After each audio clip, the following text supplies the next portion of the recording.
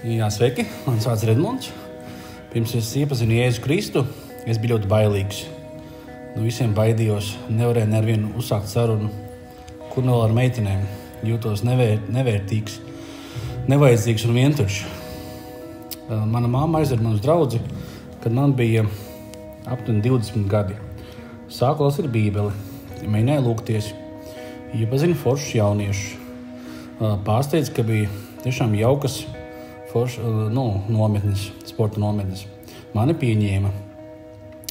Citi brāļi palīdz skaidrot rakstus. Esmu ticis atlaists no 4 darbvietām, bet tas viss bija Dieva plāns, lai man sveitītu, vestu no darba uz darbu un dotu vairāk. Un tagad esmu Dieva mīļotais bērns, vērtīgs, brīvs, esmu drosmīgs, man ir piedots, varu mīlēt, ir ģimene un daudz mīļu draugu. Un par savu sievu var teikt, ka viņa Dieva dāvana, perfekta, skaista, uzticama, milzīgs iedrošinātājs un atbalsts. Viņa ir mana vienīgā sieviete dzīvē, ar kuru es draudzējies esmu un apprecējos pirms 20 gadiem. Mīļais debesu Tēti, Kungs Jēzus Kristu, mīļais svētais gars, paldies Tev par lielo mīlestību, ar kādu Tu mūs katru uzlūko. Es lūdzu tiešām pieskaries katram, kas klausās, un dāvā drosmi, mieru un mīlestību, tieši tā, kā mēs katrs to varam saņemt, un tieši tā, kā katram tas ir nepieciešams. Lai mēs varētu paļauties, ka viss, kas notiek, notiks un jau noticis, ir par labu mums, un tieši tā un tajā laikā, kad mums tas ir bijis visvairāk vajadzīgs.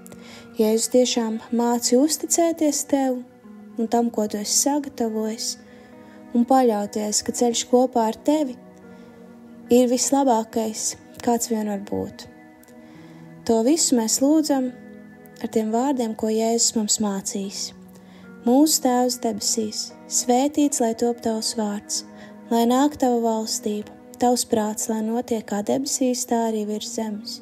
Mūsu dienascho maizi dod mums šodien, un piedod mums mūsu parādus, kā arī mēs piedodam saviem parādniekiem.